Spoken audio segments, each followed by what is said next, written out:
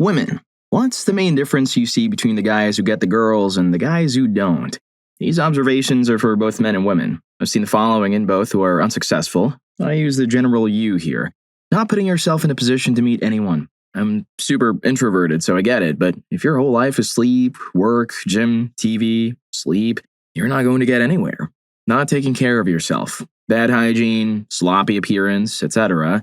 Wanting qualities in a partner that you yourself cannot match. Like wanting the ambitious doctor when you're lazy and underemployed. Wanting a sexy, fit person when you are obese. Being desperate. Every date you do get, you pin all your hopes and dreams upon them. You stifle your personality in an attempt to get a significant other. You become clingy and or move too fast or scaring them away. Having one-itis. Sort of like above. Fixating on a person in your friend group or an acquaintance and becoming obsessed with them. This leads to fruitless, unrequited crushes. I suspect people who do this a lot are scared of intimacy and use their crushes as a way to avoid real relationships, anger, or entitlement issues. Basically, taking rejection terribly. Rejection sucks, but resist sending that DM calling someone a witch or a schmuck if they won't go out with you. You're only confirming their decision to reject you as the correct one. Becoming angry at your preferred gender and painting them all with the same brush. After a run of bad luck, it's easy to be like, men are pigs or women are shallow schmucks, but this bitterness is unfair and holding you back. Story 2. I haven't seen it yet, so only talking to women when they have romantic intentions or goals already set. I see a bunch of dudes fail because they only talk to a select few girls with a specific end goal in mind. So often they fail to learn anything about the person and focus on selling themselves and jumping straight into bed. Just relax. If you talk to 10 girls like normal human beings, you might find a spark with one of them. But if you limit yourself to the few girls you imagine to spark with, you'll be much less successful. It's okay to approach a girl you find attractive, but that shouldn't be the only time you talk to girls, or whatever group you're interested in. Story 3. They don't change their personality every time they're interested in someone. I've seen this countless times. A guy tries too hard to get a lady interested in him by changing how he acts, talks, and his interests to bait her in. If it doesn't work, they get upset. Just be a decent human being and true to your good personality. Be confident in what you enjoy. Maybe you enjoy MTG and vlog about it and she doesn't know what that is and think it's stupid. Who cares? Don't act like you think it's stupid because she does. You might just vibe on something else. Also, men who work hard on bettering themselves, be it emotionally or mentally or economically, etc., are admirable. No, you don't have to be rich or work 80+ hours a week, but if you're actually trying in life and are proud of yourself instead of complaining while sitting on the couch all day, you're golden, and some lady is going to see that and admire you for it. And if she's the right one, she'll support you and work hard right next to you. Story 4. Once you get out of school and into the working world, I noticed a big divide between people who do things outside of work and people who don't, men and women included. So many people, I've been guilty myself, just let themselves become very boring. People who find someone, find them doing an activity, hobby, or whatever. You have to put yourself in a position to meet a like-minded person, which means if all you do is go to work, go to the gym, and not talk to anyone, and play men's beer league sports, you are not going to meet many eligible women. Also, let your freak flag fly. If you love gaming or Game of Thrones or sock puppets, don't hide it when looking for a partner. Trying to be cool or normal comes off boring. Look for events where you'll meet other people who love the same thing. And online dating is a great way to meet people. So many people think it's for losers. Nope, being single when you want to have someone and doing nothing about it because you're too cool is for losers. Story 5. There's a fantastic article by John Cheese about improving yourself. Basically, it boils down to this. Imagine your dream person. What skills do they have? Now, what kind of skills would they be attracted to? What skills above and beyond the standard person do you have? None? Few? Then get your act together and acquire some skills. People like people who do things. Learn a language or how to cook or do a sport or martial art. Take up some kind of craft or instrument. Do something. Being nice, a good listener, and respectful aren't a ticket into my pants. They're base human requirements. For example, my husband, respectful, good listener, kind, can cook well, great with our daughter, does jujitsu, amazing board game player, solid knowledge of ancient Roman history, and handy with building furniture and computers. Story 6. Note, I'm a guy who dates girls. That said, number 1, hygiene. Guys who actually clean up. We're not even talking about being clean-shaven and having a decent haircut here. I mean people who shower daily and generally use soap and shampoo instead of just letting it all hang out and relying on body spray and deodorant to stay fresh. Number 2, confidence. It's a stupid double standard, but it's one many women and men are not interested in letting go of. Guys are expected to get the girl. Girls who don't put themselves out there are defended for it. Guys who don't are considered losers, betas, gammas, epsilons, deltas, and whatever else the hip young folks call guys who are more inward-oriented. Number 3, being put together. For example, is the interior of your car clean? Do you dress like you dress yourself or like your mom dresses you? Are your clothes clean? When I step into your house, is it clean and orderly or is it a complete mess?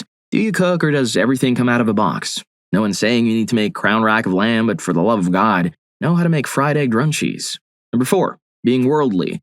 Following the previous point, when I step into your living space, am I going to be treated to a room that is full of World of Warcraft stuff and absolutely nothing else? Like, for me, that'd be a home run because while I'm usually quiet and reserved, I'll never ever shut up if you get into the subject of World of Warcraft. But if not, and if it's clear World of Warcraft is a huge passion for you, there's no room in there for a relationship.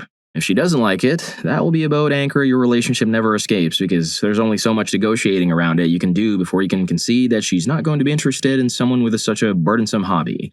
Number 5. Aspirations and goals. While there are literally women out there who will live vicariously through the accomplishments of their husband and claim partial responsibility, not unfound either, for helping them reach it, there are far fewer who will stick around with a guy whose goal in life is to go from being the night shift stock clerk at the grocery store to being the night shift supervisor. A guy who will legitimately be okay working the same retail job he had 10 years ago in another 10 years is going to find himself struggling because at the end of the day, women are not interested in entering any sort of long-term relationship with a guy who's financially dangerous. You might be able to live, barely, on wages hanging around minimum wage, but that ain't retiring money. Story 7. I know guys who don't have trouble getting girlfriends and guys who never seem to be able to find a girl. I find guys who have girlfriends are very respectful of women in general and talk to women like they talk to one of the guys, meaning they focus on topics of common interest rather than what kind of things would women like to talk about. The guys I know who have trouble landing girlfriends often make very sexist remarks and have a very condescending attitude towards women. It might be a vicious cycle as well. They have trouble talking to women and can't seem to hold proper conversations with them, so they start to see women as aloof or mean, and then they begin to form prejudices against them. On the other hand, looks also matter. I think all my decent-looking guy friends are taken.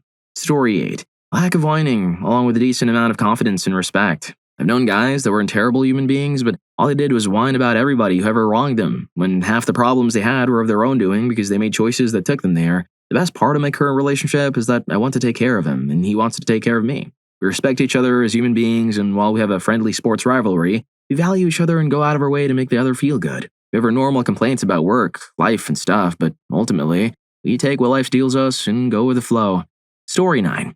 I think describing my husband would be a good way to answer this. I'm definitely the female version of the guy many people here are describing, who tended to smother and push men I was interested in a way, mostly because of a lack of confidence, well-roundedness, and emotional health.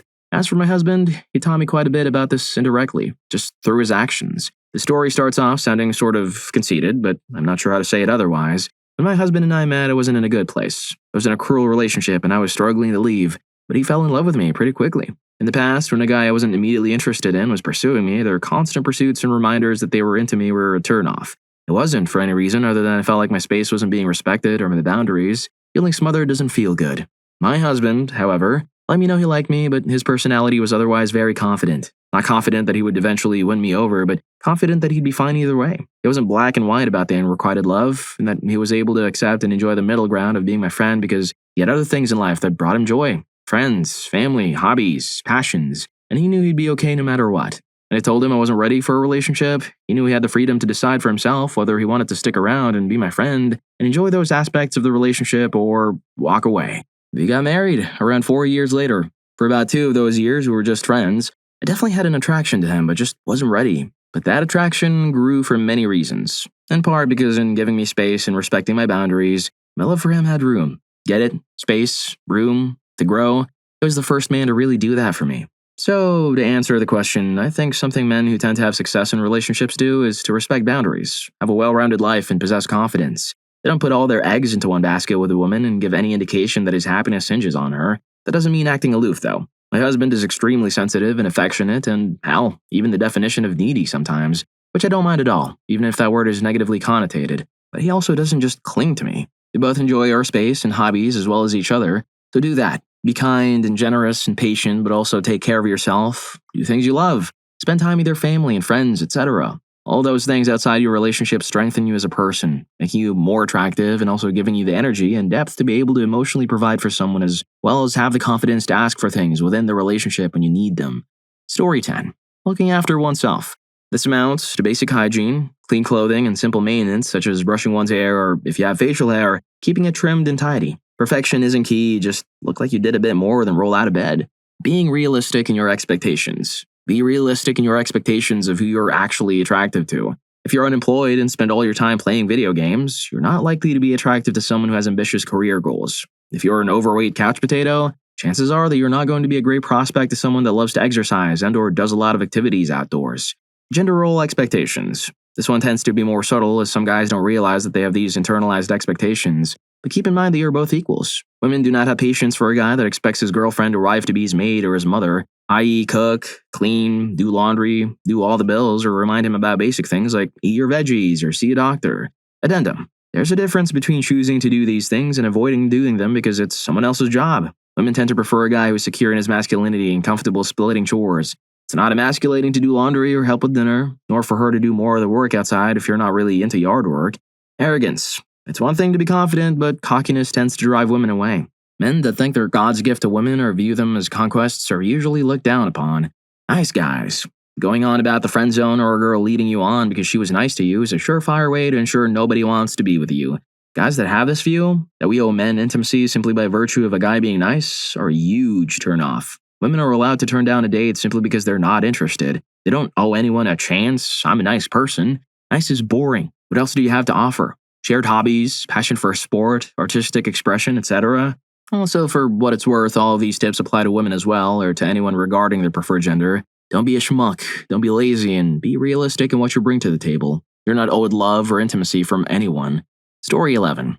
I know most women aren't going to admit this, but typically, men with higher incomes get more women. I used to work at a sports bar where professional Giants baseball players would come in and they would have women swarming them. I know many women who brag about meeting doctors, lawyers, and how lucky they were. I know OkCupid did a study which showed a direct correlation between casual dating, dates, marriages, and income level in the online dating world. I feel like anyone, man or woman, who hasn't noticed this hasn't been paying attention enough. Story 12. The main thing I've noticed is that the clearly desperate ones don't get the girls, while the least desperate ones get the most girls. How do we tell if he's desperate? The main thing that is the desperate one asks out many girls, and as soon as one rejects them, they move on to another. This makes it very, very clear that he doesn't care which girl dates him, just as long as one does. Anyone will do. And very few girls want to be just anyone to their boyfriend. Women don't want to feel we've been settled for. Thus, these desperate males are extremely unattractive. Story 13. Asking out girls you don't know or barely know. They're making it obvious you're asking them out for their looks, not their personality. I knew a guy called Richard who did both these things. He used to go to the same club every Friday. It was as desperate as it gets. Every week, he would ask out a different girl, and every week he'd get rejected. As soon as one rejected him, he'd try the next. He started off with the attractive girls, and as they rejected him, he moved on to the average girls, and finally, the obese girls. This made it even more obvious, especially to the average and obese girls, that he was only willing to settle for them because the girls he really wanted would not have him. He also made no effort to actually get to know the girls before asking them out. He would go up to a girl he'd never even spoken to and say, "Will you go out with me?" And when he got rejected, he wouldn't take it with good grace. He'd storm off in a huff. And that's another problem. If a man gets aggressive or violent at being rejected, or if he gets very pushy and won't take no for an answer, other women will take this as a warning and won't want anything to do with him. Whereas if he's nice about it and accepts the rejection, she might think, well, he's not right for me, but he'd be great for my friend. I'll set them up. Or she might become friends with him, and he might get introduced to more women that way. Having female friends is a good thing in a man. It lets me know that the women who know him think he's safe and nice, and that he probably likes women as more than just a wet hole. If a man has no female friends, I'd worry he may be either a very sexist MRA or POA type, maybe dangerous because maybe other women are avoiding him, or he may be just weird. And if he has no female friends, he may not know how to behave around women and may do something inappropriate. Story 14. One thing that will turn me off a man instantly, if he's trying to use game on me. Women have access to the internet. Some of us have read manosphere sites, and we know about negging and all that other desperate stuff losers do to get some. You try that on me, you're history. So, in conclusion, just see women as friends. Don't hit on them all, and don't devote your life to getting a partner. In time, you'll meet someone you really like and then approach her and let her know she's special to you. If you get rejected, accept it with a good grace and get on with your life. Also, be realistic in your expectations. Fat, ugly people can and do get partners, but usually they don't get supermodels. If you are obese and sloppy, don't expect a woman who takes good care of her health and appearance to want you. Ask out a fallow fat slob instead. If you're 50 years old, ask out someone your own age. Don't expect that 20-year-olds will want you. If you just sit at home playing video games all day, then don't complain that you don't meet anybody. I've seen so many incels online who are obese that say they'll only settle for a slim, blonde 10 out of 10. Then they complain that they can't get anyone. Oh, another thing. Men whose lives revolve around trying to get some normally come across as an empty shell of a human being. For many of them, their only interest is the gym, and even then, not for its own sake, but only because they think it'll help them get some. Men who care about nothing but intimacy are not attractive. The men I've known like this have nothing going on underneath. I want someone with intellect, emotions, and spirituality. Which doesn't have to mean religion, just means that there's more to them than the meat bag they're currently inhabiting. Someone with a range of interests of their own, not someone who's nothing but a thing looking for a hole to enter. Story 15. Make friends with girls, then cherish those same friendships. Sure, you're inevitably going to get friend-zoned by one of them, but the worst-case scenario for that is you guys still get to be friends. If you love and cherish somebody as a friend, it's pretty hard to see that as a bad situation. If you're a dude whose only interactions with women are propositioning them to have intimacy, you're going to get creep-zoned. It's like friend-zoned, except without the friends, and it's also an inescapable hell that'll tank your chances of having interactions with a lot of people. Story 16. They're more attractive, plain and simple. Reddit likes to act like this isn't a major prevailing factor, but it is. Other websites give it to you straight, and so does Tumblr when they're not virtue signaling. Social ineptitude comes in second, but if you're not following Rule 1 and 2, which are both be very attractive, you're basically out of luck. Human females are selective and almost explicitly date up or across their strata of beauty and intelligence. That said, try lowering your standards. If you're always chasing girls clearly out of your league and you're not packing a genius IQ and tons of cash, you're just out of luck. And a few downvotes and upvotes and anecdotes on Reddit isn't going to change the nature of human women. That said, you can be happy with people who aren't attractive and pair bond and form a great life together. Don't let beauty preclude love, but don't expect to get some if you're not blessed in many ways. It's just the truth. If you're enjoying the video, don't forget to hit that subscribe and like button for more videos like this. Story 17. I've seen guy friends lock in and pursue ladies that were either uninterested or unachievable for really long periods of time. Like, I don't know, there's this narrative about the friend zone, but it's not that the lady friend zoned them. It's literally that the guy's literally orbiting themselves around. Like, she's clearly not interested and already said no, so he's basically a schmuck who's making her more and more uncomfortable around him over time. And the victim complex the guy has about it is just the weirdest thing. So one thing any guy can do is to spend less time pursuing individuals who aren't interested, of hanging out with guys that would have dated right then and there if they weren't swooning over someone who wasn't going to reciprocate. Other advice? Use Tinder or OkCupid. I can't emphasize this enough. You don't go door to door handling your resumes in person anymore. It's weird. Same with dating. Don't holler at me in the streets. Find me online. Also the same thing with finding a job. Networking is important. Networking is about finding real relationships. Friends, coworkers, not dates. But like jobs, your network can sometimes get you a better job or date than the dating app. If you're not getting enough dates, you can't afford to try only one app or not networking. Also, networking doesn't mean pestering people for dates. It means forming natural relationships that can become dates or become, hey, my friend is single. You'd be surprised at how many people complain about being single but put zero effort into making connections possible, for the chance of ruining them, of course. Don't be afraid of rejection. Rejection is awesome. It's a chance to move on to someone new. Also, don't be a creeper. Don't be afraid to be single. Don't have stupid perspectives on women. If it's a roleplay fantasy, that's one thing, but if you genuinely believe women should be property or something stupid like that, then stay single forever. SJW YouTubers can distort your idea of what positive male masculinity and positive feminism is supposed to be about by parading endlessly French people. Overindulging in their vernacular can be a more modern version of the go make me a sandwich type sexism. Only this time, it's just sexism under the guise of fake intellectualism. You will not appear smart to a woman. The red pill isn't flawless dating advice, but it is very good birth control. Story 18. I think a huge difference in guys is between the ones who are doing something in life and the ones who are content to stay the same. I personally am very attracted to a guy who's actively working on their career, education, or skills because motivation and dedication are really great qualities to have. I don't think I'm the only one who feels this way. There's honestly a huge noticeable difference between a guy who's going somewhere and a guy who isn't, and usually the nowheres end up less successful than the somewheres. Story 19. Being a decent person with emotional stability is a huge one. I'm a painfully awkward Michael Cera, possibly with Asperger's, but I've been in many romantic relationships since high school with girls most people consider cute. I'm not buff or handsome, I'm just a super dorky dude that's genuine and not creepy. Another thing is to always prove yourself. If you want to marry someone that's smart, you need to be educated. If you want to marry someone beautiful, you have to put an effort in how you dress. Sure, you may look like Kim Jong-un, but it's effort that matters. At the end of the day, most women will give you a chance so long as you're not creepy or a 500-pound slob. Story 20. Men who attract women tend to be fun, decently polite, have good hygiene. Men who don't tend to be rude, imposing, have questionable hygiene or worse. Ultimately, they look like a fundamentally good mating prospect. You could objectively be the best-looking man in the world, but if your stench precedes you, no one will want to touch you. You could be the wealthy millionaire next door, but if you're explicitly rude and demeaning, no one is going to want to flirt with you. If you have no personality or willingness to explore new things, it is unlikely someone will want to spend time with you.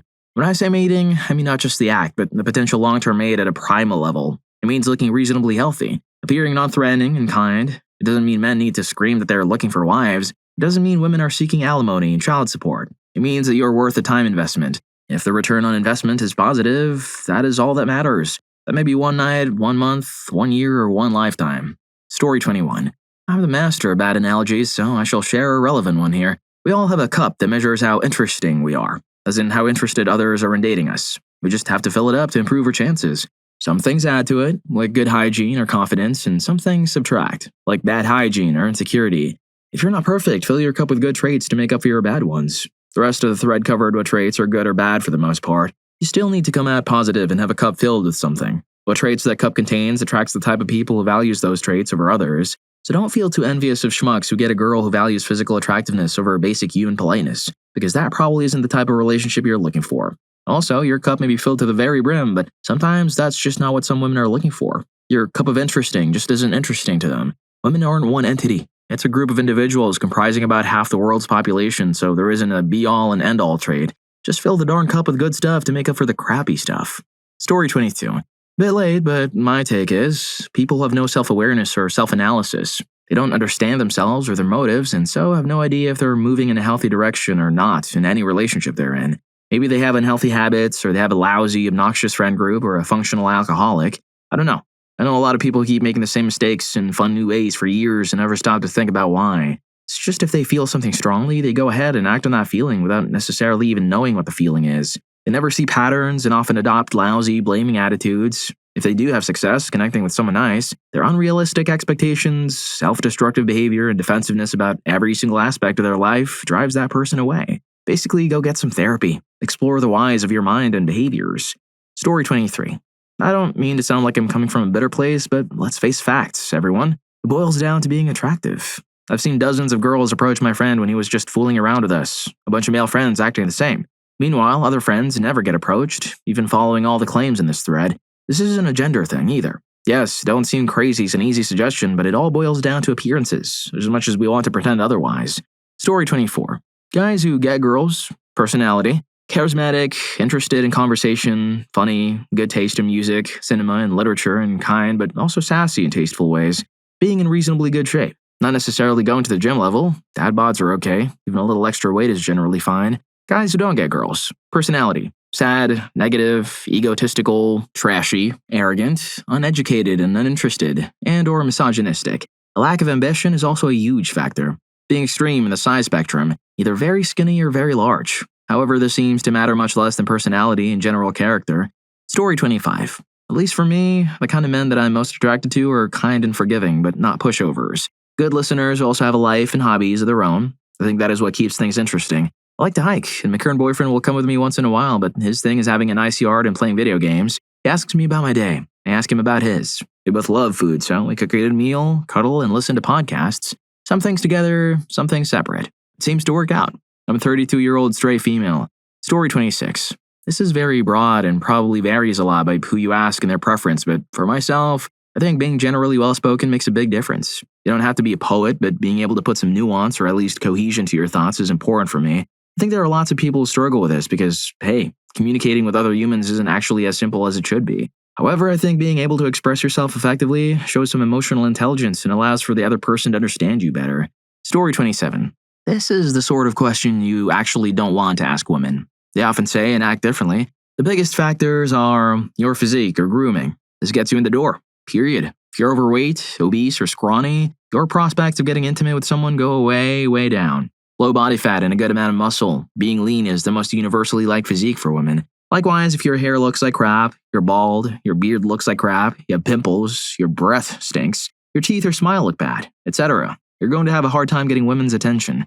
Game or confidence. Your ability to strike up a conversation or create a friendly, intimate attraction is very important. Being that awkward, anxiety-ridden guy is a turn-off for women. Likewise, almost all women like a man who acts dominant as opposed to submissive. Be stoic and definitely do not discuss your emotions with a woman. Like a lot of idiots here will tell you to do, it's an absolute turn-off for them. Social proof. This is to a lesser extent, but important anyways. Social proof. If women see you in an intimate context with another attractive woman, pictures, Instagram, or in person, it generally plays well for you.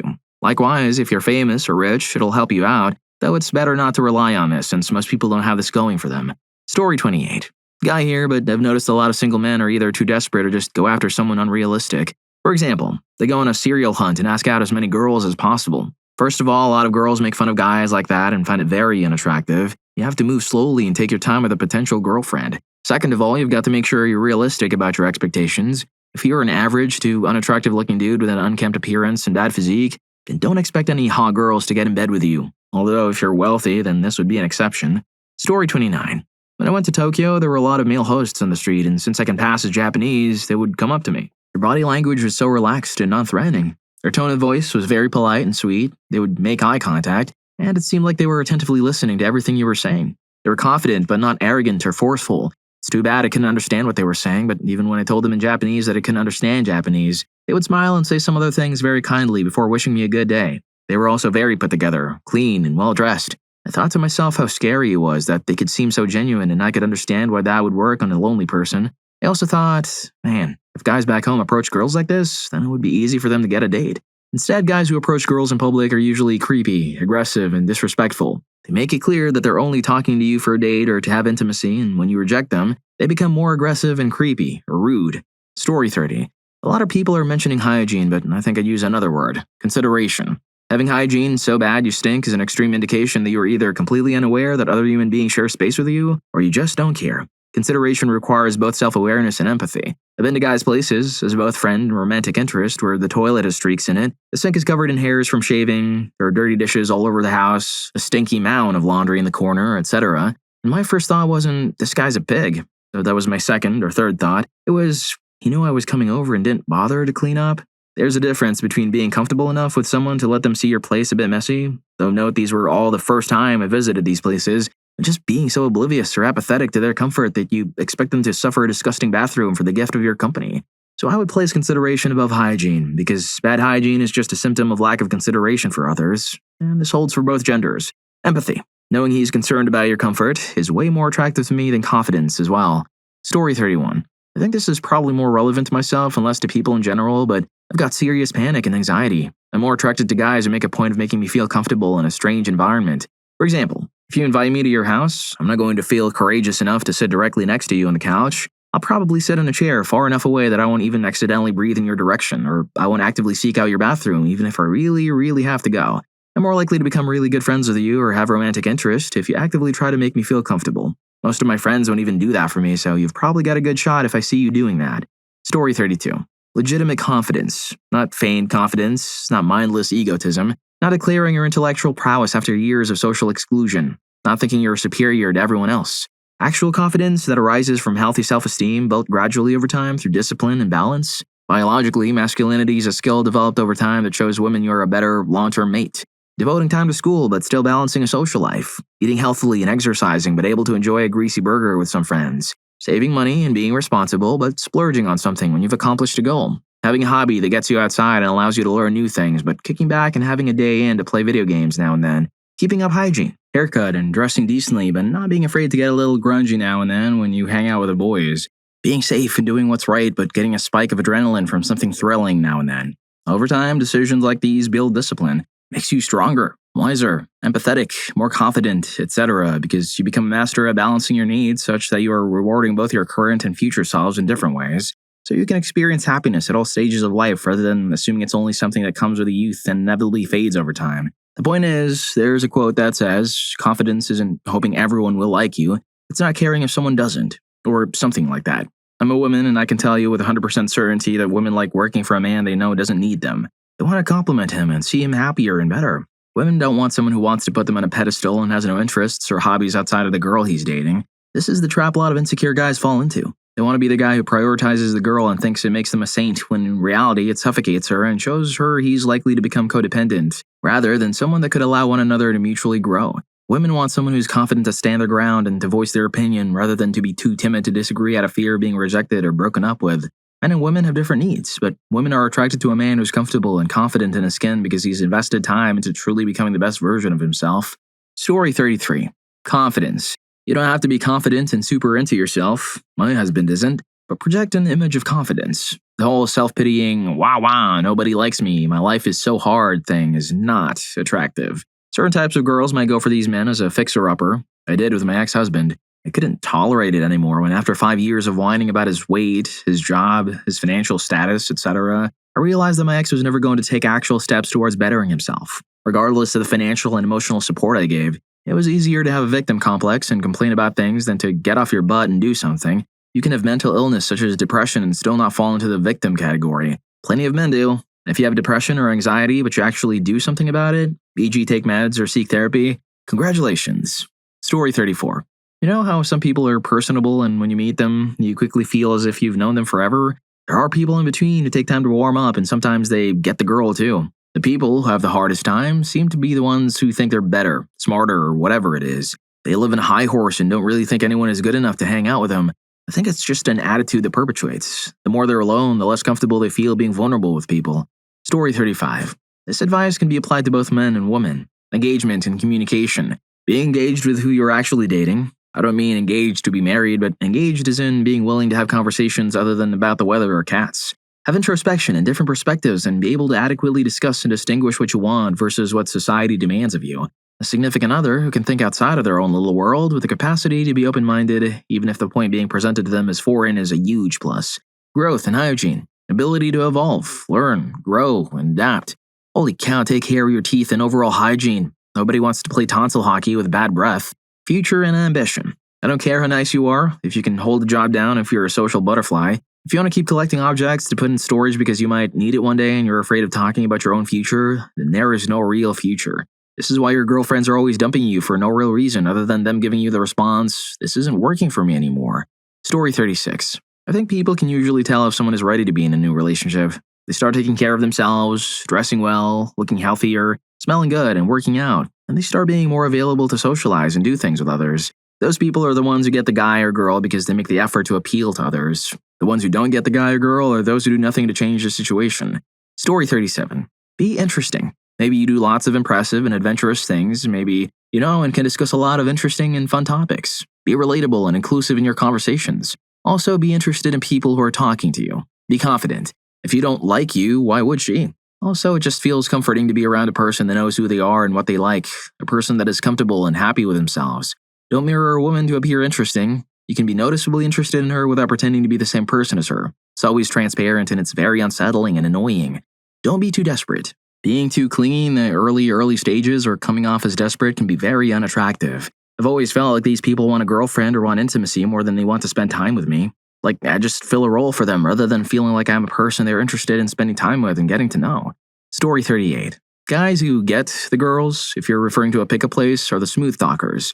Well-groomed, funny, and charming with all the ladies. Most average guys who get a girlfriend in general get what's in their league as far as looks, interests, and socioeconomic status. Even jerks with poor hygiene and low economic status get girls. Otherwise, the population wouldn't be growing as fast. My sister has been single her whole life and is funny and educated, but very overweight, has heart disease and a couch potato, and wants a guy who has that yummy factor. You've got to be what you want to attract. Story 39. Here's something I've been saying for a long time, and it ties into the myth that women only like bad boys. If you're interested in someone, you must ask them out. Just being around and being nice to them doesn't do it, especially when you complain you've been put on the friend shelf. No, he didn't put you there. You put yourself there by behaving like a friend and not asking us out. In fact, when you do this, you're putting her on the friend shelf. The tie into the bad boy myth is because many of them are confident and have the courage to ask us out. If only bad boys ask us out, guess who we're going to date? Trust me when I say the overwhelming majority of women don't want bad boys. We want men who are nice to us. Well, if you like these stories, here's more. YouTube thinks you're going to love this. Catch you in that video.